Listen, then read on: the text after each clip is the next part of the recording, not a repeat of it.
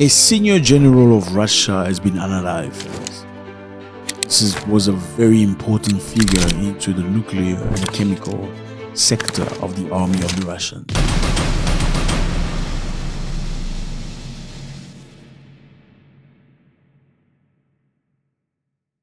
What's up, everybody? I hope you're doing good. It's a beautiful day. Thank you very much for stopping by. It's actually 1 a.m. Yeah, 1 in the morning. Imagine at 1 in the morning we're making a new video. It's crazy. I think it shows a level of dedication, not just from me, from my team. Let me clap for my team. Yeah. Clap for these guys. 1 a.m. working on this for you. Why? Because we love you. Because we want you to know what's happening out there in the world. And this is a beautiful channel. If it's your first time, I don't know who you are. My name is Zack. Nice to meet you. Thank you very much for stopping by. I'm sure by the end of this video, we're going to love each other. So on this channel, we talk about many things. We talk about issues on the continent, in Africa.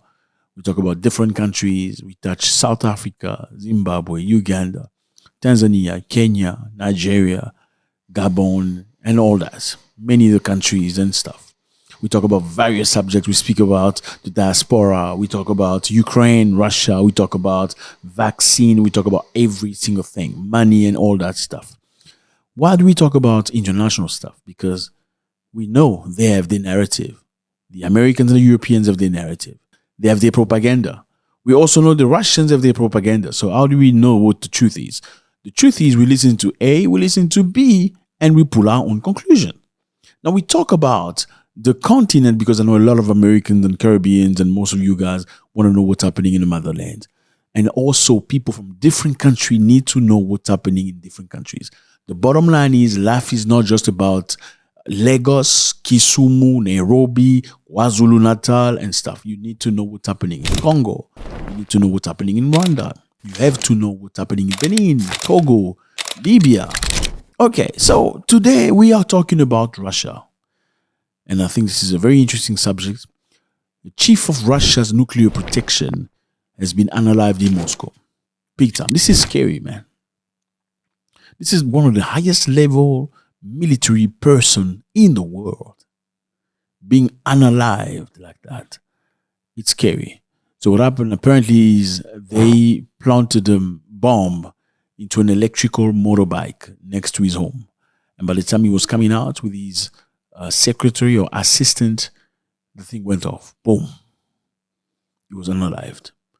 And this is very scary because it shows you the capabilities of these guys. You know, this is one of the toppest army guy in the world being tracked down, not just tracked down, but unalived. It's very scary. That just shows you that, you know, if these people want to unalive people that speak on the microphone, they can do it easy. Now, so the chief of Russian nuclear protection force is unalived in Moscow on a bomb blast. Lieutenant General Kirilov was unalived outside his apartment building in the Russian capital. So who was this man? Lieutenant General Igor Kirilov. He was the chief of the troop of radiological, chemical, and biological defense. Radiological, chemical, and biological defense. This is the highest level of destruction a country can possibly have. You know, Russia is the most nuclear weapon. This is what Russia has. You can clearly see Russia's got a lot. And Russia's got a program that's special to the special force. And this man was heading this program. If this man who was heading, I mean, doesn't he have bodyguard? Doesn't he have protection? And this has happened in Moscow. So right in front of everybody. They say 100 meters or a few meters next to the Kremlin. That shows you the reach the Ukrainians have. Now, why has this guy become a target? This guy accused the Ukrainians in the past of trying to deploy chemical weapons. Obviously, this claim was not substantiated, but the Ukrainians were preparing chemical weapons attack. You know, I don't know if you know, but a while back, there was some investigation that was apparently done in Ukraine, where apparently there were biological laboratories and biological places where they could work. They could easily create some of the deadliest bombs that were chemical and biological. And apparently the Russians were some of the people that, you know, brought that information into the light. So this man accused Ukraine of developing chemical weapons. The Ukrainian rejected the information. Now, the Ukrainians also accused him of using chemical weapons against Ukrainians. They say he used a chemical called chloropicrin in a few instances during the attacks in Ukraine. Now, what is chloropicrin? Chloropicrin is a chemical warfare agent used as a poison gas in World War I and stockpiled during World War II. It also has been used as a riot control agent. So apparently it's not a lethal agent. It's not going to unalive you, but it's going to cause you tremendous amount of pain. Pain in the eyes, pain in the lungs. It's definitely going to disable you from doing anything. So the Ukrainians accused this general of being the person that gave the order to use this chemical against them. And that's one of the reasons. So they say he's a legitimate target because he has done things to Ukrainians. And that is why that allows them to try and unalive him. And he's been unalived successfully. Now, what do we notice from this, fellas? We notice something very interesting.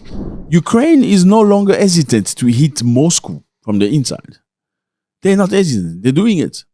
You know, this is a principle about life. I believe if somebody touches your hand in a way that is inappropriate, you tell them to stop right away. You say, if you dare touch me again, I'm going to break your jaw. If they touch your forearm and you don't do anything about it, trust me, the next thing will be your shoulder. If not your shoulder, your face or your beard or your neck. So if somebody touches your hand or your mother's hand, you better tell them not to do it again. If they cross the line, then you need to destroy whatever you promised to destroy. If you don't do it, don't be surprised that they choke your mother, because people are people of habit. They look at you and they watch you and they see how you operate. The more you are tolerant, the more you excuse them, the more you forgive them, the more they think they can do, the more they can push the button, the more they can try more. Now, let me remind you here that Vladimir Putin warned them numerous times, saying, if you cross this line, I'm going to nuke you. If you hit inside Russia with long-range missile, I am going to nuke you. He even reviewed the nuclear doctrine. If you dare touch Russia again, we're going to nuke you. If someone interprets our good intentions as indifference or weakness and is willing to cross a red line, they should know that Russia's response will be asymmetric, fast, and tough. Well, he has not done any of that. And many people have doubted him. Many people say he's just a big talker. He's not doing anything.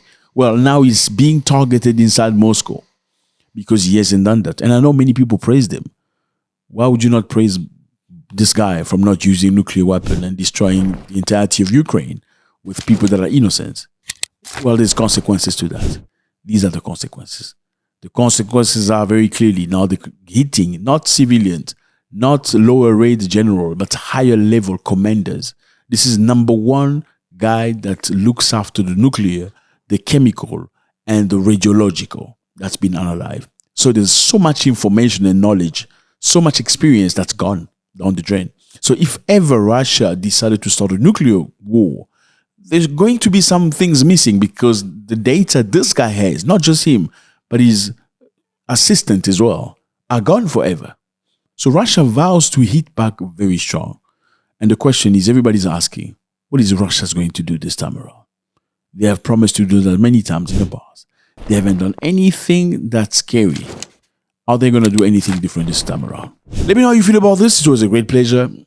Please drop your comments. You know what it means. Maybe you don't understand. When you make a comment, it pushes the video further for many people like yourself to see it, and also makes a difference for the people behind the camera. It's 1 o'clock in the morning to bring you this news. So if you do enjoy this, please, fellas, do like the video and write a comment. How do you feel about this? God bless.